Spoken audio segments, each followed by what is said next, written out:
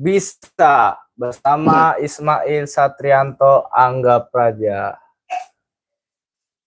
Pada sore hari ini kita akan melaksanakan live streaming seperti biasanya. Jadi buat kalian yang baru menonton dan baru datang, jangan lupa men-like, men-subscribe, dan share. Karena akan melaksanakan dan pertanyaan yang sangat menarik tentang tren pada hari ini. Jadi buat kalian jangan lupa menonton dari awal sampai akhir.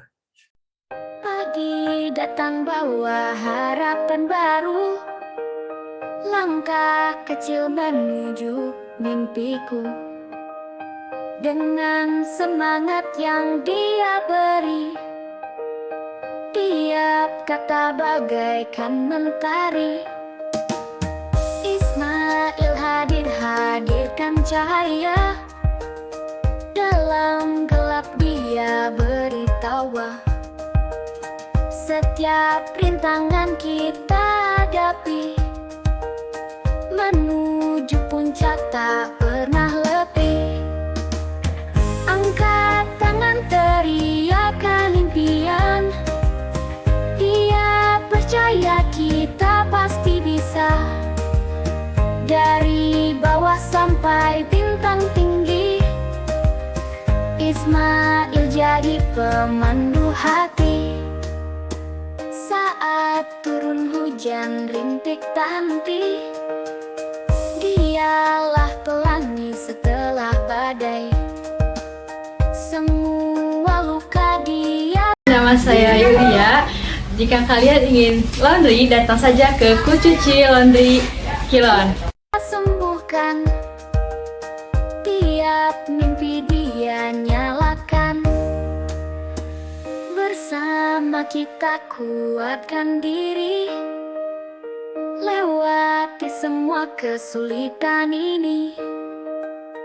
Dengan dia tak ada yang sulit, selalu percaya pada mimpi. Angkat tangan teriakan impian, dia percaya kita pasti bisa. Dari bawah sampai bintang tinggi, Ismail jadi pemandu hati. Untuk pertanyaan yang pertama yaitu, Pak Ismail dulu pernah berkeinginan menjadi seorang bupati Garut. Dan banyak tokoh-tokoh yang mendukung Pak Ismail. Saya ingin tahu, apa sebenarnya program unggulan Pak Ismail pada saat itu? Itu bukan keinginan jadi bupati ya. Iya. Tetapi saya ada yang mengusulkan untuk jadi Bupati Garut. Oke. Saya sebetulnya sudah 3 kali sebetulnya. 3 kali. Iya, ya, saya diusulkan. Satu adalah pada zaman Dede Satibi ya, jadi bupati. Kedua adalah pada zaman Pak Agus ya. Ya. Dan ketiga pada waktu kemarin-kamarin inilah gitu. Ya. Ya. Sebetulnya ada pemikiran saya mungkin yang dianggap sesuatu yang baik gitu. Ada yang pemikiran saya yang dianggap berguna bagi banyak orang. Ya, yaitu terutama dari cara berpikir bahwa program yang saya lakukan adalah untuk membangun kesejahteraan umat, untuk meningkatkan pendapatan, untuk meningkatkan daya beli, untuk membangun produktivitas rakyat ya di seluruh Kabupaten Garut secara keseluruhan. Mungkin itu ya yang sebetulnya sangat menarik. Gimana? Untuk program unggulannya apa, Pak? Program unggulannya itu adalah Garut bangkit, maju, berprestasi. Oke. Jadi Garut harus bangkit, maju, berprestasi. Begitu. Ini kayaknya seperti program Pak Agus Supriyadi Bupati yang masa lalu, Pak. Apa yang membedakan Bapak cara berpikir Pak Ismail dengan Pak Agus Supriyadi? Iya, memang hampir agak sama lah begitu. Iya. Kalau Pak Agus Supriyadi itu adalah Garut bangkit berprestasi. Di mana-mana ditulis Garut bangkit berprestasi. Iya. Dan saya menganggap bahwa Garut bangkit berprestasi itu Garut bangkit berprestasi.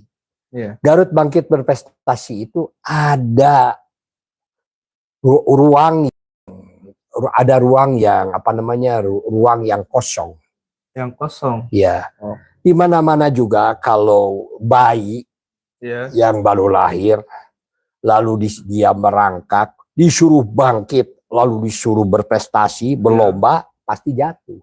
Akan jatuh. Iya, dan kenyataannya memang saya beberapa kali saya katakan bahwa ini Garut berprestasi itu visi yang agak berbahaya. Berbahaya? Iya, Apa karena yang membedakan berbahaya? Karena kalau Garut bangkit lalu untuk berprestasi, di sini ada cara-cara yang tidak baik, ada cara-cara yang tidak benar, ya. Ada cara-cara yang radikal begitu. Disuruh bayi, disuruh anak yang baru bangkit sudah harus berprestasi. Jadi harusnya bagaimana? Ya harusnya bedanya antara program Pak Agus Supriyadi Dengan Bapak? dengan program saya itu adalah, kalau saya itu Garut bangkit, sudah bangkit, maju, sudah maju berprestasi. Garut bangkit, apa sih syarat-syarat bangkit itu? Garut maju, apa sih syarat-syarat maju itu? Garut berprestasi, apa sih berprestasi itu?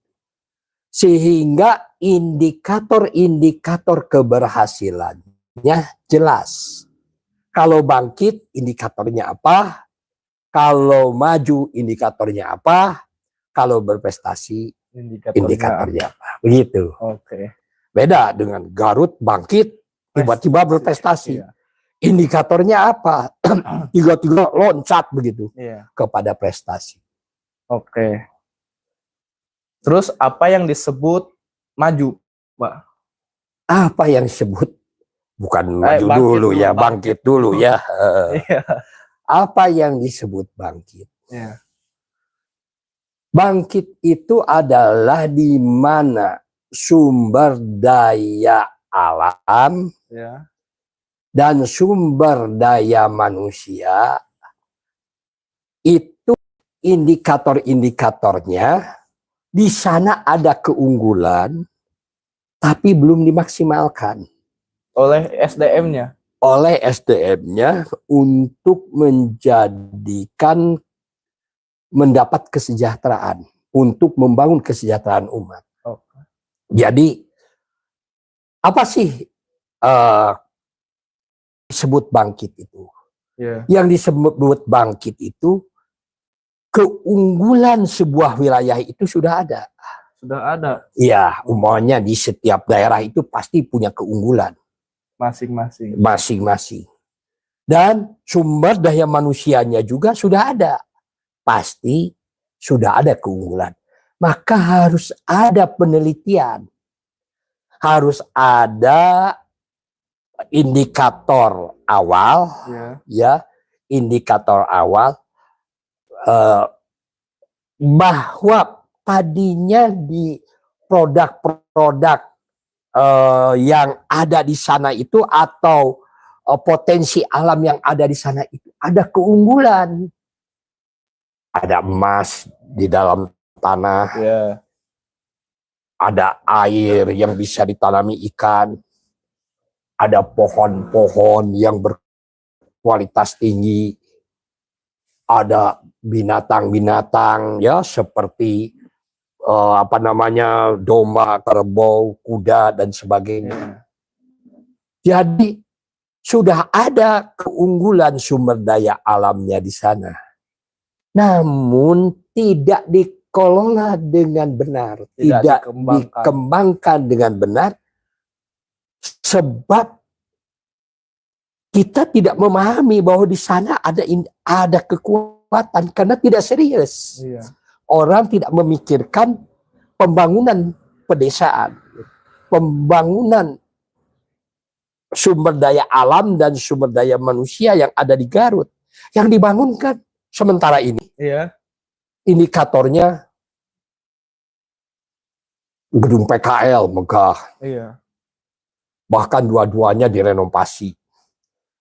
Balai badminton direnovasi. Lalu membuat gedung kesenian ya di sana. Lalu sekarang membuat gedung olahraga, ada lapangan sepak bola, ada lapangan kolam renang. Lalu ada gedung olahraga untuk pertandingan. Ya, komplek olahraga. Lalu fasilitas-fasilitas dinas-dinas dan instansi dibangun ya megah-megah. Tetapi karena sumber daya manusianya kurang dikelola dengan benar, sumber dayanya belum, itu jam 11 siang, masuk jam 7 upacara, lalu sudah dia bergerak, jam 11 siang itu sudah banyak yang menganggur.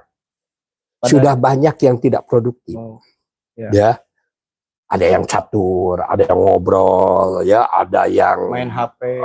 Main HP dan sebagainya. Karena produktivitasnya hanya 2 jam, 3 jam. 4 jam. Bagaimana orang mau maju? Kalau hanya sekedar produktivitasnya awal, lalu pas sampai jam 4 sore, tidak ada produktivitas. Kalau tidak ada proyek, semua berhenti, tidak ada pekerjaan. Seperti orang digaji untuk tidak bekerja. Kalau ada proyek, baru produktivitasnya berjalan. Harusnya adalah ada proyek dan tidak ada proyek. Ada uang dan tidak ada uang. Tetap produktivitas melayani masyarakat. Mendorong rakyat itu harus maju dan berkembang. Jadi, bangkit itu adalah di mana sumber daya alam, ya, sumber daya manusia itu ada keunggulannya sebetulnya, tetapi karena konsentrasinya kepada proyek-proyek pembangunan fisik, yang pembangunan fisik itu tidak jelas kaitannya dengan pengembangan sumber daya alam, sumber daya manusia, sehingga tidak terjadi di sebuah desa, tidak terjadi di sebuah wilayah perkampungan, terjadi kebangkitan produksi-produksi rakyat yang diambil dari produksi alam, sumber daya alam yang ada lalu diolah menjadi produksi rakyat lalu dijual. Tidak ada itu. Yang jelas orang nggak punya pekerjaan lalu pergi menjadi TKI ke luar negeri, menjadi merantau ke Jakarta, merantau ke Sumatera, ya. Di kampungnya sendiri tinggal kakek-kakek, ya, dengan nenek-nenek, dengan anak-anak kecil yang harus cucu-cucunya yang dikelola kakek dan nenek. Lalu kemana ini orang-orang pemuda-pemudanya? Semua sudah pada merantau. Itu kampung itu menjadi kosong. Lahan-lahan menjadi tidak tergarap, ya, lahan-lahan pertanian, lahan-lahan perkebunan, lalu sumber daya alam, batu-batu dan serta pohon-pohon tidak ada yang memaksimalkan, memberdayakan. Sehingga kan lucu, kita berangkat ke luar negeri, ke Timur Tengah. Di Timur Tengah itu tidak ada itu pohon-pohon, sumber daya alamnya miskin. Terbatas. Iya, padang pasir, batu-batu. Tapi kenapa orang banyak yang bekerja di luar negeri? Terutama ke Timur Tengah. Iya. Itu bukan satu, tapi jutaan. Tapi mereka bisa hidup. Mereka bisa berkembang. Iya. Ya, dan pulang ke Indonesia, mereka bisa membuat rumah, bisa membuat itu. Tetapi rumah-rumah penduduk yang sudah terbangun itu, ada tanah, ada rumah, ada Usaha. semua tidak bisa dibangkitkan. Kenapa, Pak? Karena kurang memahami mengenai keunggulan apa yang ada di desa itu. Yang di orang lain itu, di eksternal ya, di orang lain itu, seperti yang ada di desanya itu bisa berkembang bagus. Tapi kenapa di sini itu tidak ini? Itu karena lamanya pendidikan, karena keseriusan pemerintah di dalam membangun pedesaan ya, begitu kurang begitu terfokus. Jadi mudah-mudahan nanti itu ada pemimpin ya yang memperhatikan pedesaan ini. Sehingga program saya itu Garut harus dibangkitkan. Di mana sumber daya alam, sumber daya manusia yang sudah ada, lalu rumah-rumah penduduk yang sudah ada, serta fasilitas-fasilitas yang sudah ada, itu harus mulai dicari keunggulannya ada di mana. Setelah diketahui satu keunggulannya ada di mana, lalu mulailah pemerintah memperhatikan satu desa demi desa berdasarkan keunggulan-keunggulan yang ada di desa itu. Digerakkan supaya terjadi kemajuan. Lalu untuk tingkat Garut, Garut itu sebetulnya orang-orangnya banyak yang pintar. Di Unpad ada banyak yang sudah jadi profesor. Di ITB. UIN, di ITB, di Jakarta, di Surabaya, bahkan di seluruh Indonesia. Orang-orang Garut itu menyebar, banyak orang-orang yang berintelektualnya tinggi dan mereka sukses-sukses. Yang menjadi pemikir-pemikir, jadi profesor. Kalau dikumpulkan profesor itu banyak sekali. Ya di Garut ini, orang Garut. Nah itu ya. Kedua banyak doktor, ya para doktor itu ya, para pemikir itu juga banyak. Ya banyak para peneliti, banyak orang-orang yang jadi pejabat, seperti Sekda itu, Sekda Cirebon. Itu Sekda Cirebon yang kemarin itu dari orang Garut itu. Ya Sekda Cirebon itu. Lalu banyak ya di berbagai daerah, di berbagai tempat banyak yang menjadi pejabat, banyak yang menjadi peneliti, banyak yang menjadi pengusaha ya di Kalimantan, di Sumatera, ekspor impor. Ya, ekspor impor di Bali. Bahkan banyak orang-orang Garut yang menjadi pengusaha di luar negeri. Ini adalah potensi Garut yang belum dibangkitkan dalam sumber daya manusia di tingkat kabupaten. Ini semua dengan kebijakan bupati, dengan kebijakan pimpinan. Ini harus diundang seluruh orang-orang yang berhasil dan sukses dalam berbagai bidang, diundang semuanya ke Garut untuk bersilaturahmi, menyambungkan pikiran dan hati dengan tanah kelahiran yang membesarkannya, dengan keluarga yang ada di daerahnya, yang ada di Kabupaten Garut. Seperti orang-orang yang ada di Nangkaruka itu ya, Itu orang-orang Nangkaruka banyak yang jadi dokter, bahkan banyak yang jadi profesor. Itu yang orang Nangkaruka itu yang jadi profesor di ITB itu ada 2. Yang ada di sana di Unpad yang profesor 2 itu yang diketahui, belum yang dokter-dokter yang belum diketahui. Orang Nangkaruka itu maju, maka daerahnya memang maju, ya, karena mereka pada punya tanggung jawab. Tetapi bagaimana potensi orang-orang pandai ini, potensi orang-orang yang luar biasa ini, yang sudah menjadi para pejabat, penentu-penentu kebijakan, pemikir-pemikir, para pengusaha, dikumpulkan semua di pendopo, diberikan penghargaan sebagai warga teladan. Ini langkah utama. Diundang keluarganya, supaya keluarganya juga bangga bahwa dirinya menjadi keluarga teladan tingkat kabupaten. Dihargai. Ya. Nah, semua orang itu suruh dia bicara, suruh dia ini. Tetapi sebetulnya tujuan akhirnya apa? Tujuannya adalah membangkitkan ideologi kegarutan. Supaya semua orang Garut yang hebat-hebat di luar itu mulai mendistribusikan. Kalau punya proyek, Garut harus diperhatikan. Kalau punya rezeki, Garut harus dipikirkan.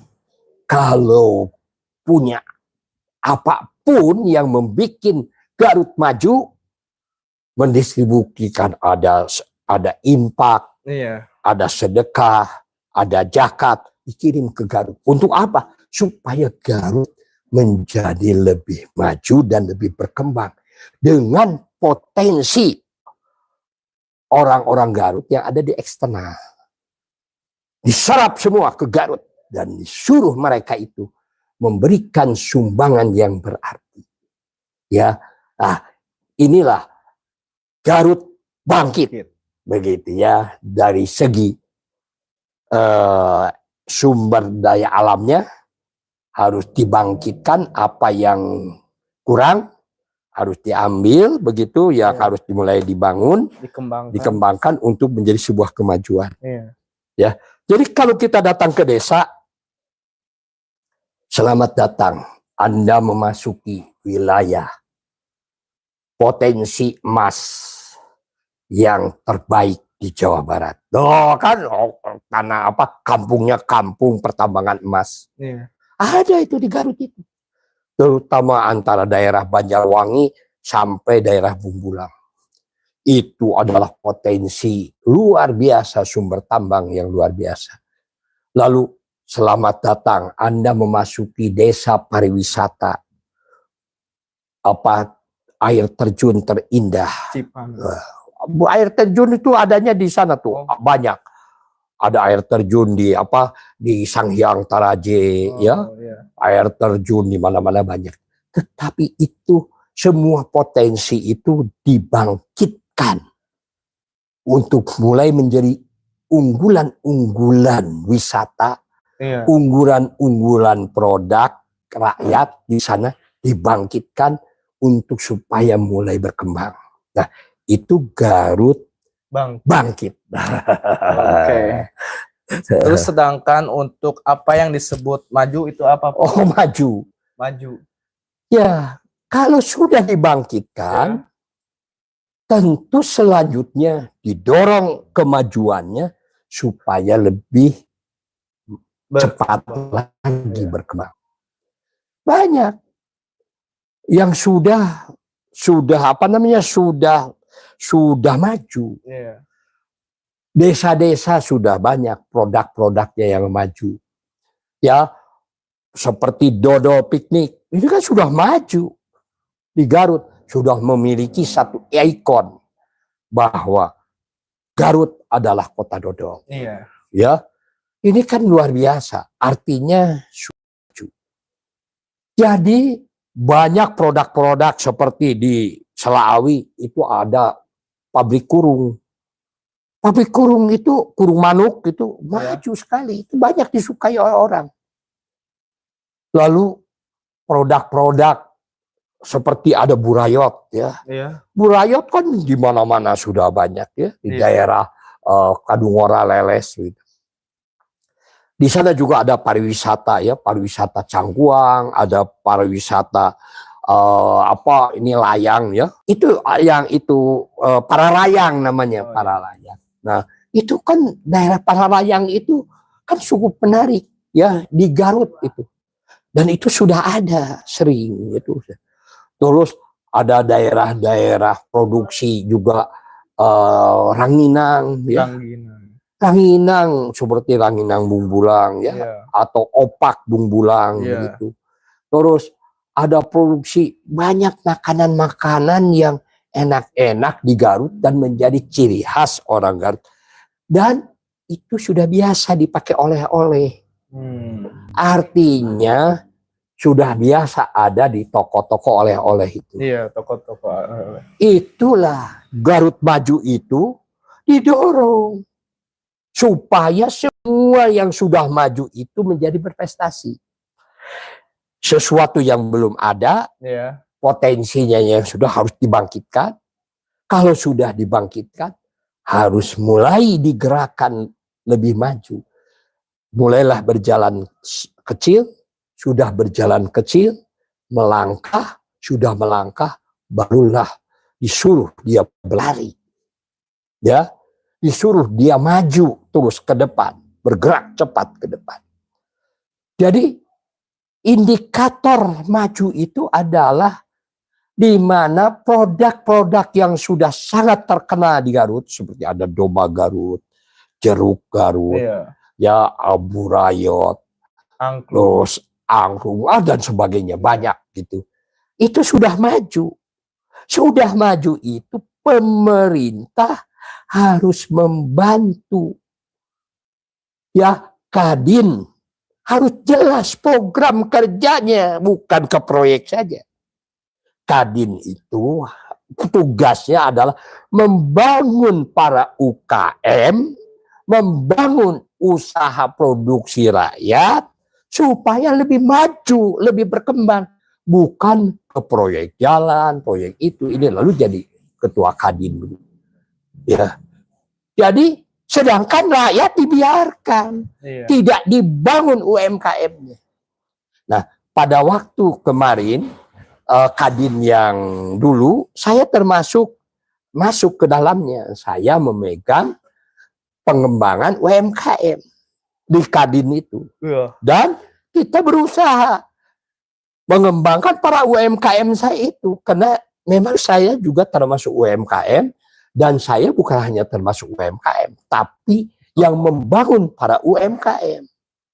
Karena di rumah saya juga ada 43 anak yang kurang mampu. Iya.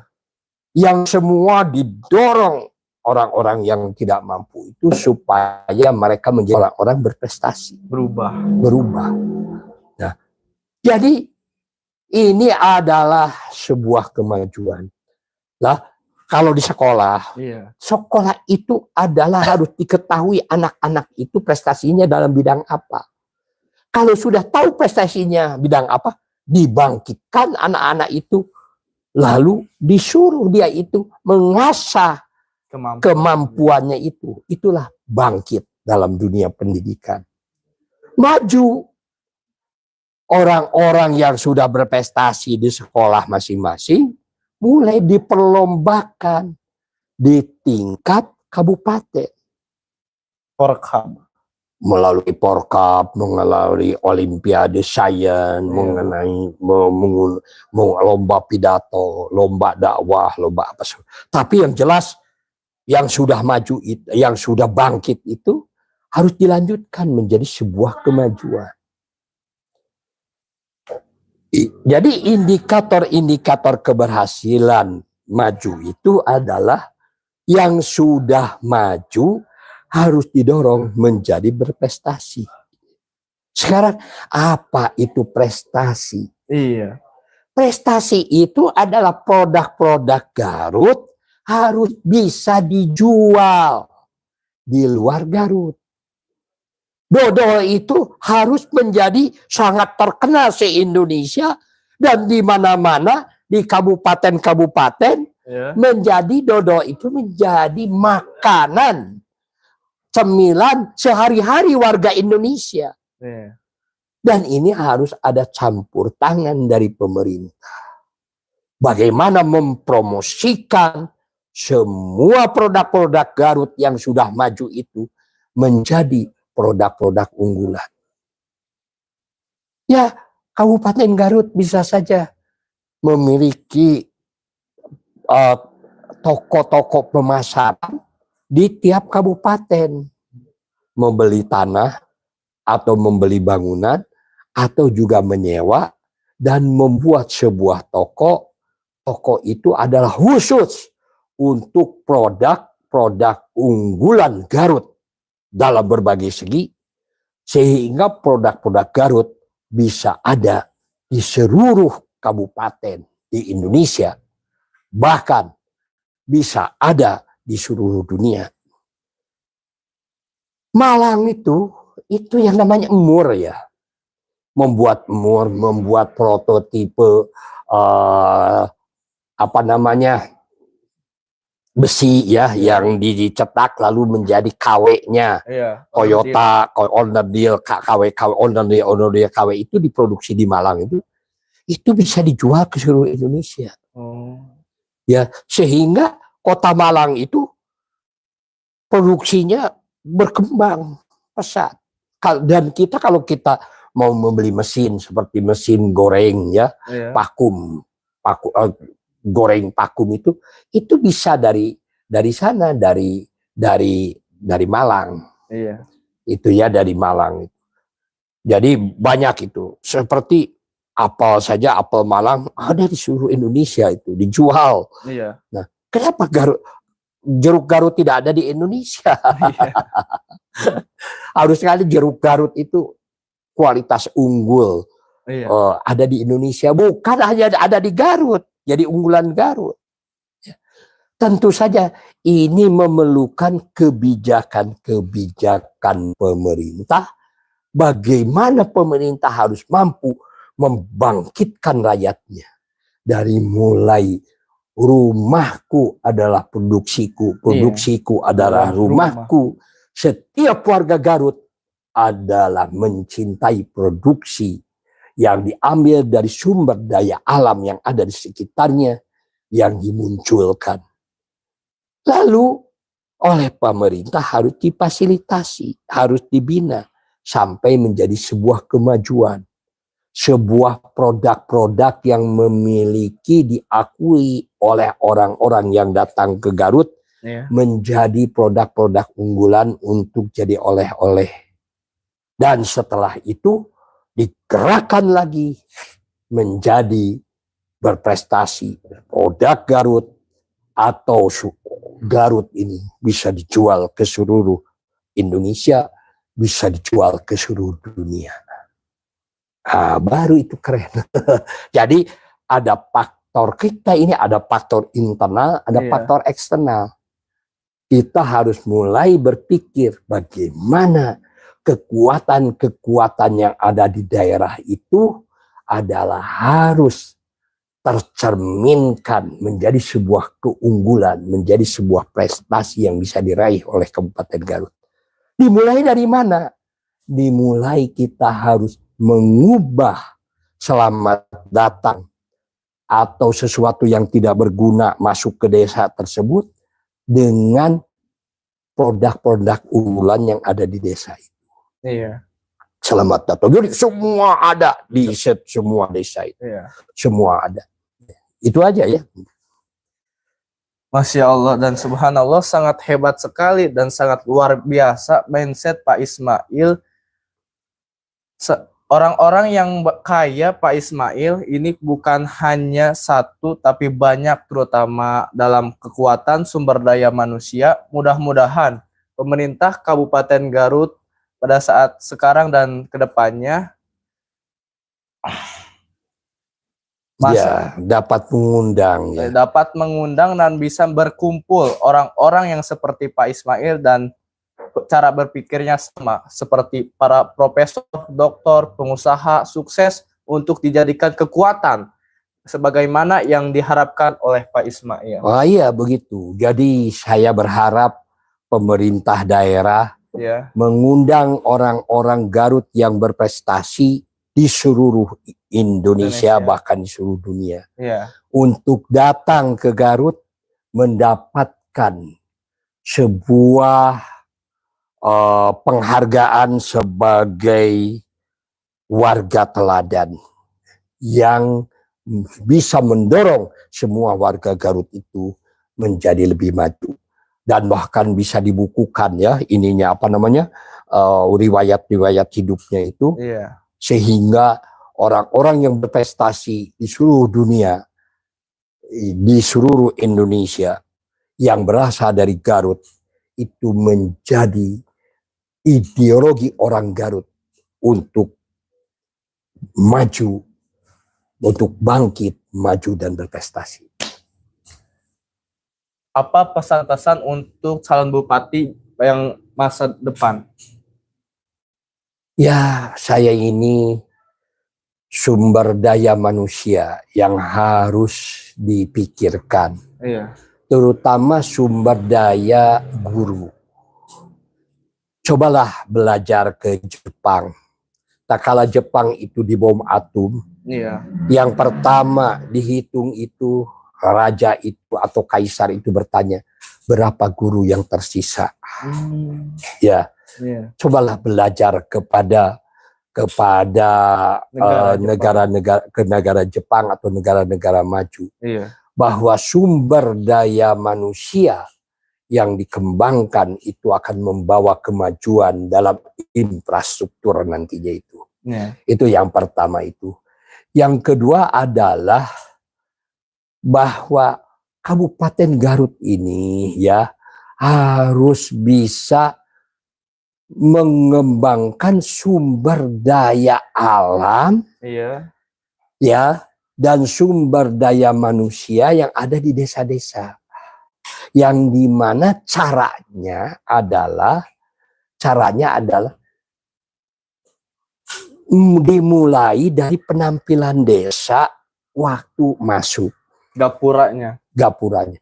Jadi kalau kita mau masuk ke Kabupaten Garut, Kabupaten, itu di depan di pas di Nagreg itu iya, kan ada sebelah kiri dan kanannya itu ada tembok di sana itu. iya, Nah, itu dipakai untuk pameran ya, produksi-produksi Garut itu, yang dimana semua produksi-produksi Garut itu ditawarkan, ditempelkan untuk seluruh orang yang datang ke Garut untuk menggunakan produk-produk itu. Tetapi itu akan memberi dampak juga kepada warga Garut untuk menjadikan kualitas unggul.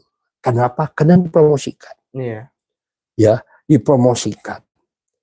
Lalu dengan dipromosikannya Garut dan banyaknya orang yang datang ke Garut, iya, maka silaturahmi itu bisa memperbanyak rezeki dan memperpanjang umur. Itu aja lah. oke, Ya, saya ini sumber daya manusia yang harus dipikirkan, iya, terutama sumber daya guru. Cobalah belajar ke Jepang. Tak kala Jepang itu dibom atom, iya, yang pertama dihitung itu raja itu atau kaisar itu bertanya, berapa guru yang tersisa? Ya, iya, cobalah belajar kepada negara Jepang atau negara-negara maju, iya, bahwa sumber daya manusia yang dikembangkan itu akan membawa kemajuan dalam infrastruktur nantinya itu. iya, Itu yang pertama itu. Yang kedua adalah bahwa Kabupaten Garut ini ya harus bisa mengembangkan sumber daya alam iya, ya dan sumber daya manusia yang ada di desa-desa, yang dimana caranya adalah dimulai dari penampilan desa waktu masuk Gapuranya. gapuranya. Jadi kalau kita mau masuk ke ke Kabupaten desa, Garut, Kabupaten. itu di depan di pas di Nagreg itu Iya.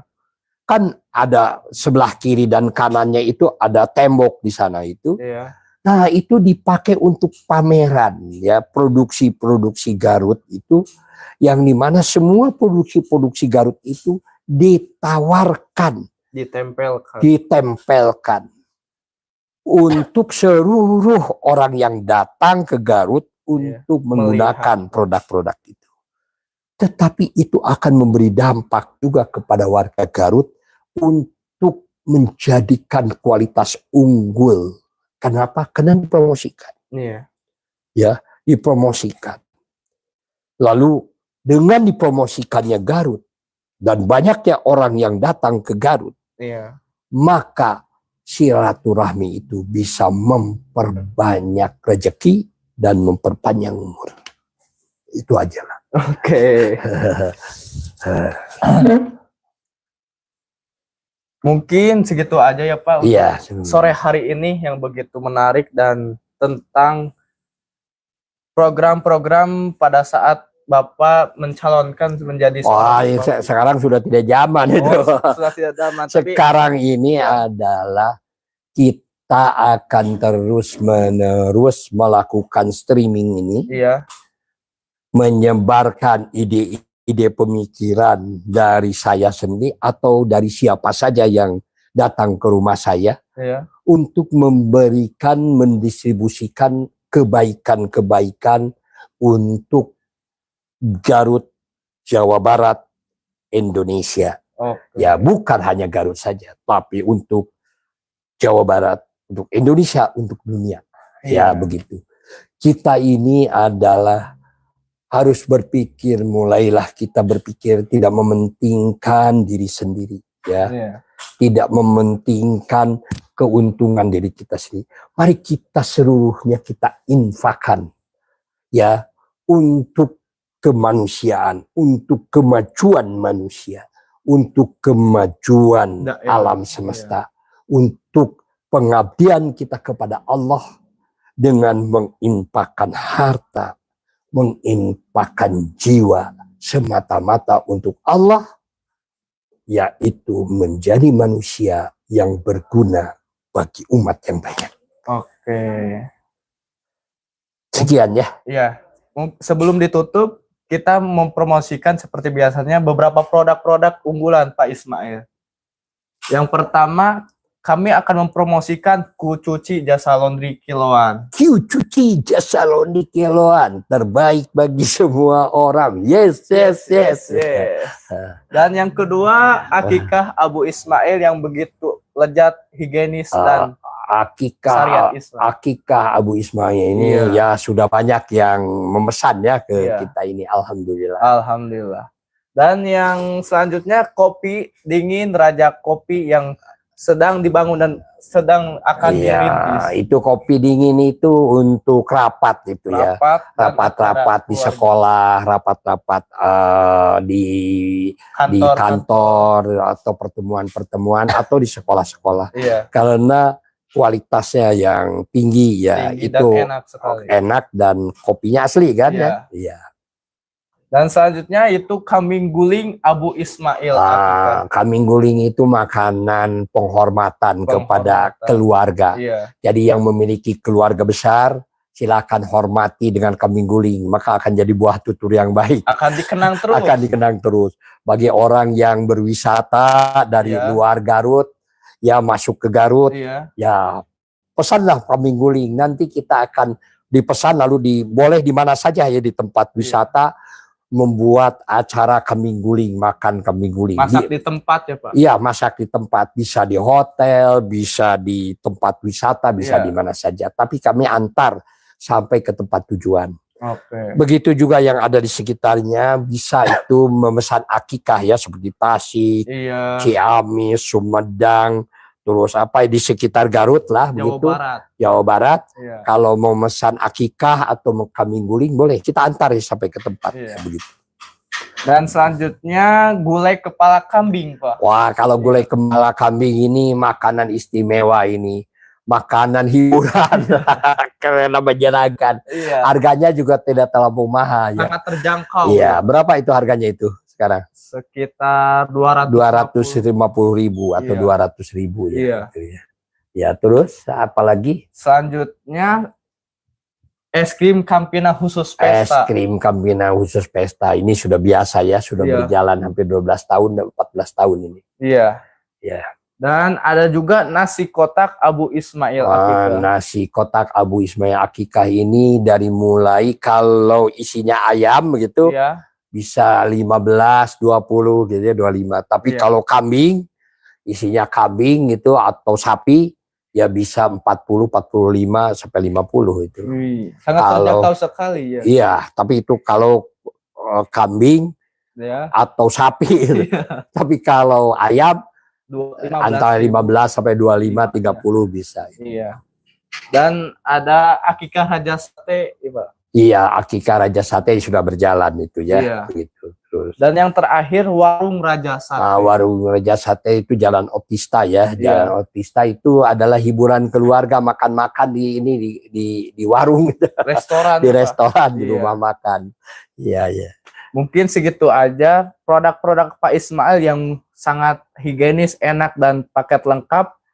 Kita tutup dengan Bisa bersama Ismail Satrianto Angga Angga Praja. Dengan semangat yang dia beri, tiap kata bagaikan mentari. Ismail hadirkan cahaya, dalam gelap dia beri tawa. Setiap rintangan kita hadapi, menuju puncak tak pernah letih. Angkat tangan teriakan impian, dia percaya kita pasti bisa.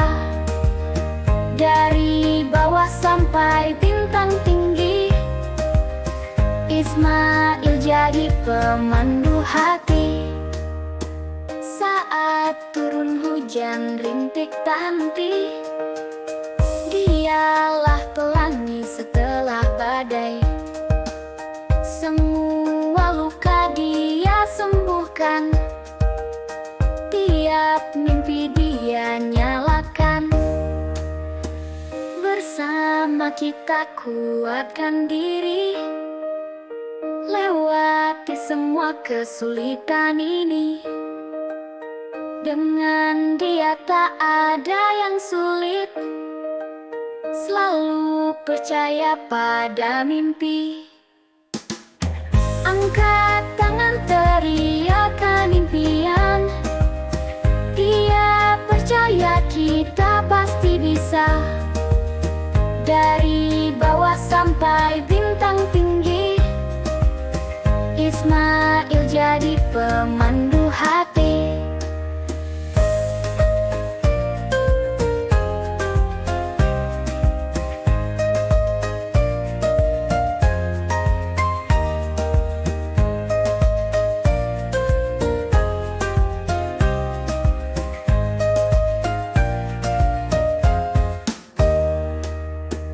Pagi datang bawa harapan baru, langkah kecil menuju mimpiku.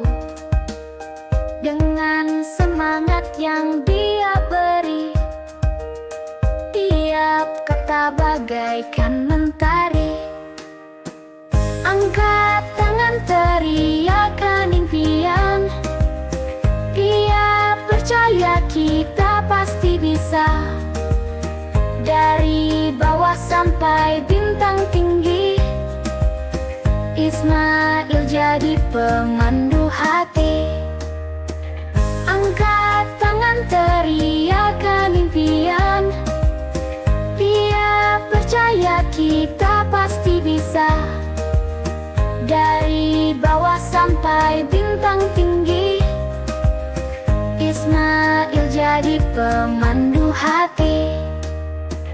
Angkat tangan dengan teriakan impian.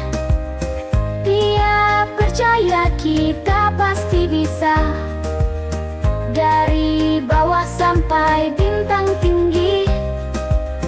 Ismail jadi pemandu hati.